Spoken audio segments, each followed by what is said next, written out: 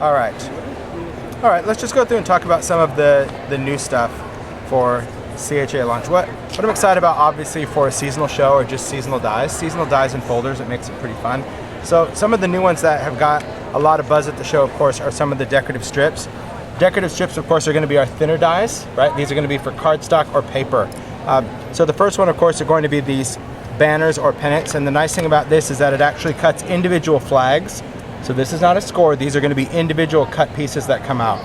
And the reason I designed this is because any of the alphabets in the decorative strips, you can actually cut any of those, glue your letters on, use the top of that, fold it over on the back of string or jute, and make your own garland. So any of the fonts for the decorative strip will fit these little flags.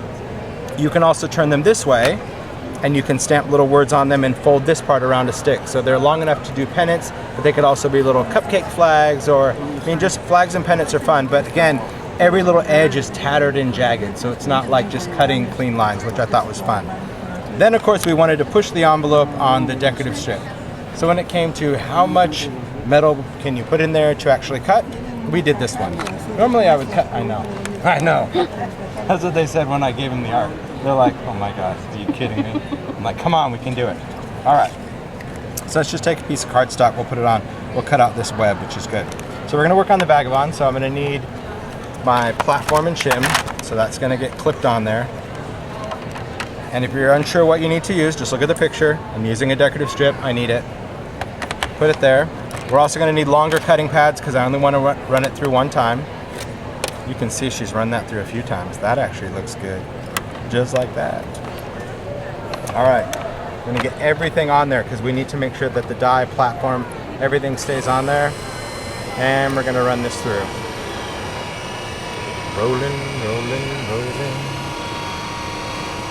That is a die. All right, so here's what's great about this die.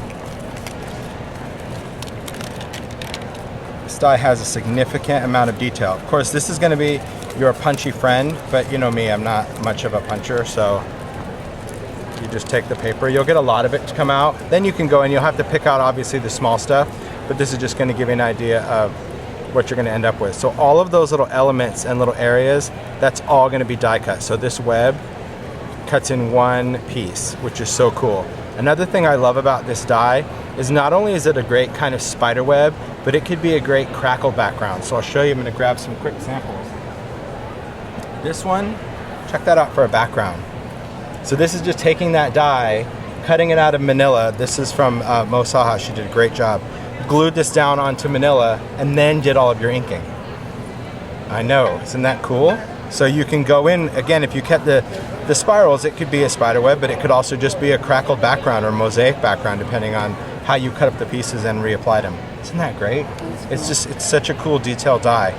And again, that's looking at a die totally different because you're like, okay, Halloween, what am I gonna do with that die after the fact? That's what you're gonna do with it.